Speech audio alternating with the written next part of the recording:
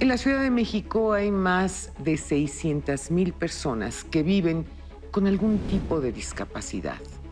Más del 80% de ellas no pueden vivir con plenitud sus derechos humanos, así como gozar desde luego de la libertad y la capacidad jurídica y de la toma de decisiones.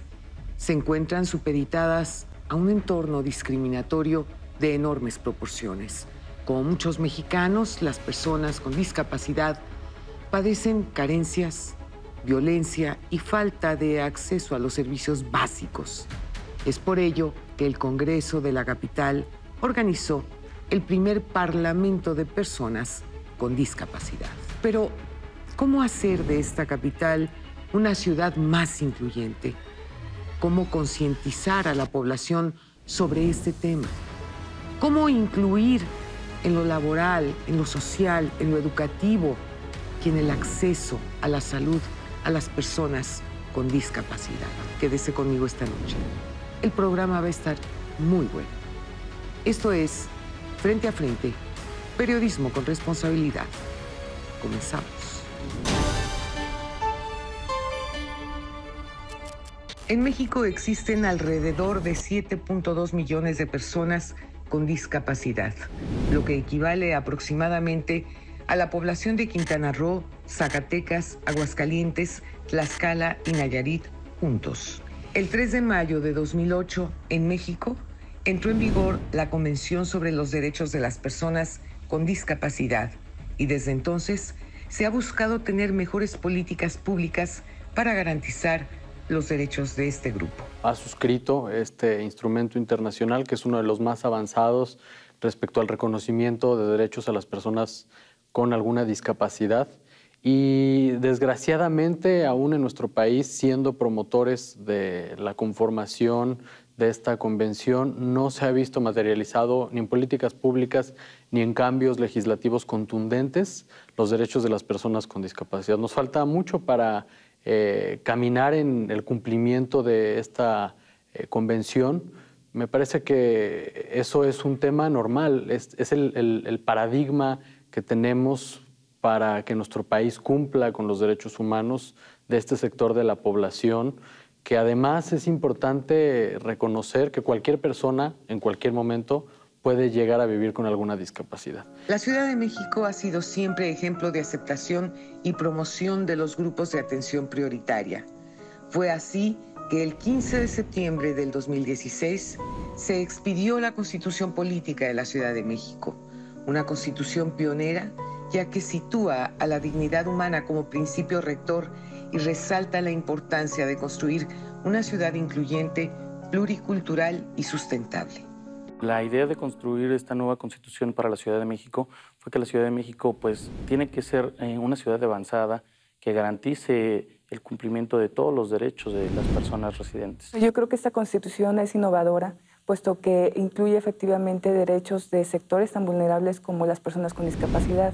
Específicamente tenemos todo un glosario tanto de términos como de derechos en el artículo 11, apartado G de nuestra Constitución. Es en este ánimo en el que el Congreso de la Ciudad de México organizó el primer Parlamento de Personas con Discapacidad 2019.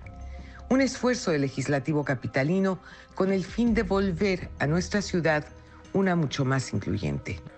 Las iniciativas presentadas en el Parlamento son de fundamental importancia para ampliar los derechos político-electorales, ya que sugieren la creación de una comisión especializada en materia de discapacidad, la cual permitiría que la visión del colectivo fuera considerada durante el proceso legislativo. Ahora que desarrollamos el Parlamento de Personas con Discapacidad aquí en el Congreso de la Ciudad de México, se establecieron 4 agendas fundamentales que salen a partir de las iniciativas de los parlamentarios. Es la agenda educativa, la agenda laboral, la agenda de movilidad y la agenda de derechos. ¿Qué es este Parlamento? Un ejercicio con una representatividad bastante amplia de personas que viven con todo tipo de discapacidades.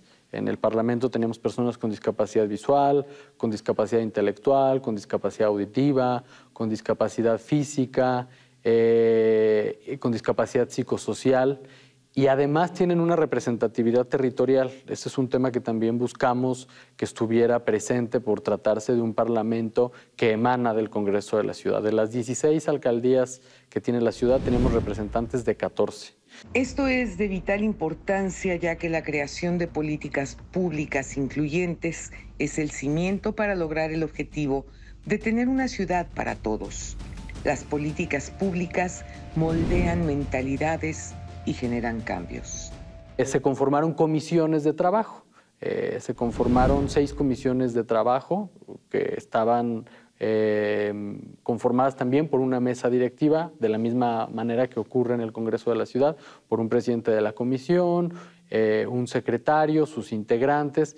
Y este ejercicio fue el más interesante de todos, porque teníamos en algunas comisiones personas presidiendo con alguna discapacidad visual y que la mayoría de sus integrantes vivían con alguna discapacidad auditiva. Los niños con discapacidad en general tienen casi 4 veces más probabilidades de sufrir violencia que los niños sin discapacidades.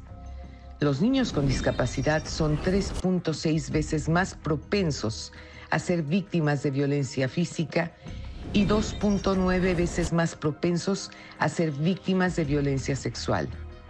Dentro de este grupo, los niños con discapacidad mental o intelectual están entre los más vulnerables, con 4.6 veces más riesgo de la violencia sexual que aquellos sin esta condición.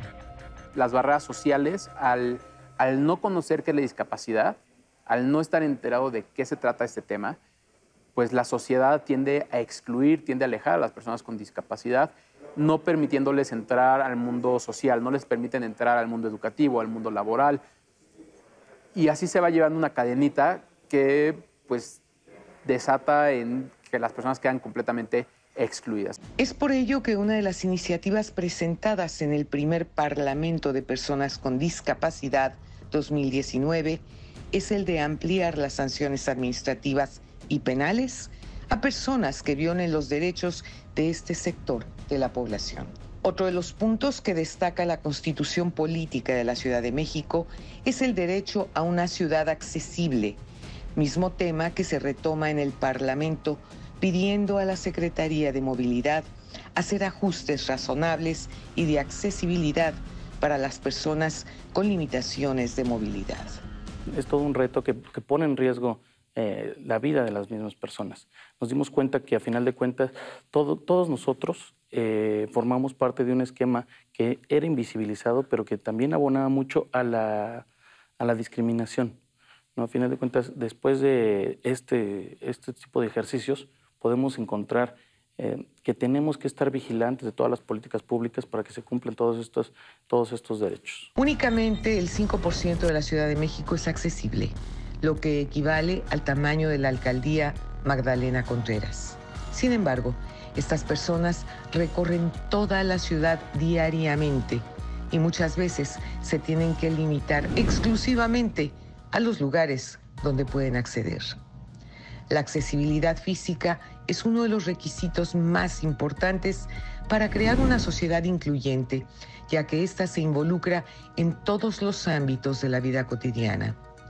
Una de las cuestiones principales para la inclusión en el ámbito laboral o de educación es el que cualquier persona, sin tomar en cuenta su condición de vida, pueda estar presencialmente en todos estos espacios. Tenemos muchísimos problemas.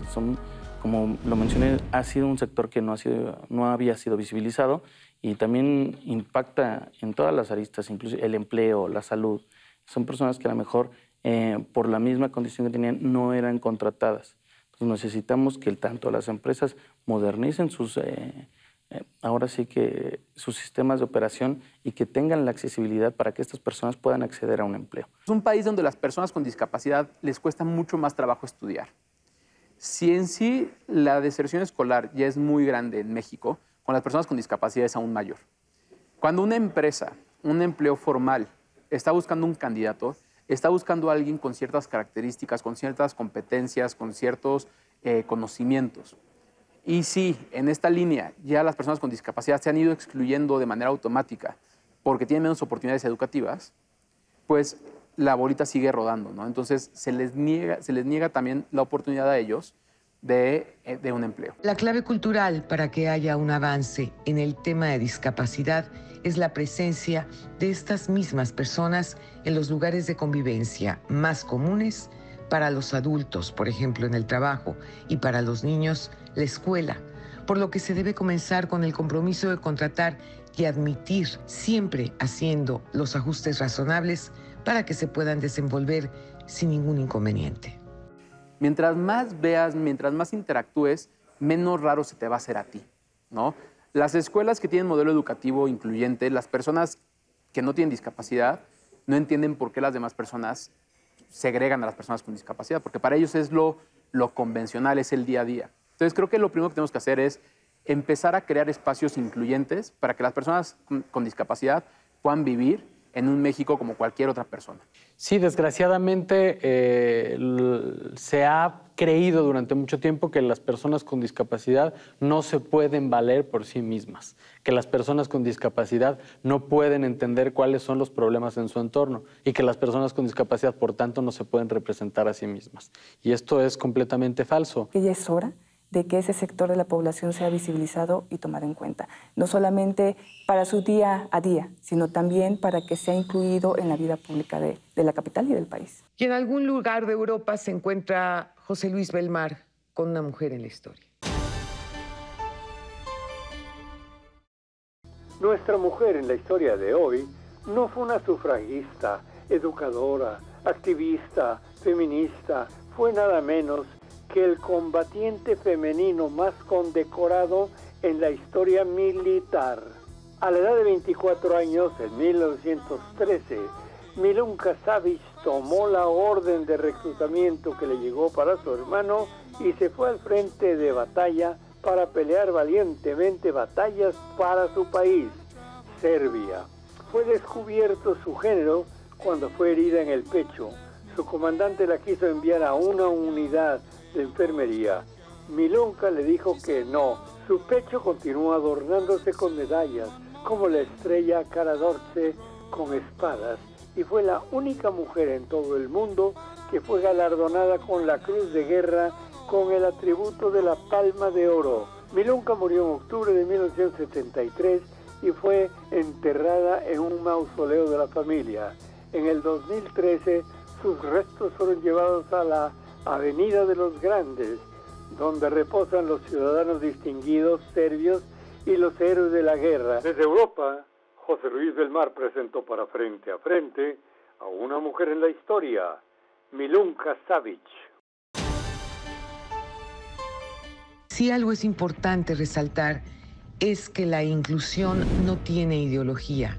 Las buenas ideas pueden provenir de muchos lados, de partidos del centro, de izquierda o de derecha, o de organizaciones de la sociedad civil, o de la misma gente que pertenece a este grupo vulnerable. Por eso, aplaudimos el esfuerzo del Congreso Capitalino de unir voces y generar iniciativas para lograr el objetivo de crear una ciudad más justa e incluyente, sin importar el origen de las propuestas. La inclusión implica no solo abrir las puertas, sino asegurarse de que quien quiera entrar tenga las mismas posibilidades que cualquier otro. En términos políticos, piso parejo. No se pierda nuestro próximo programa. México vive tiempos de cambio, tiempos de dar la cara, tiempos para hablar frente a frente. Muy buenas noches.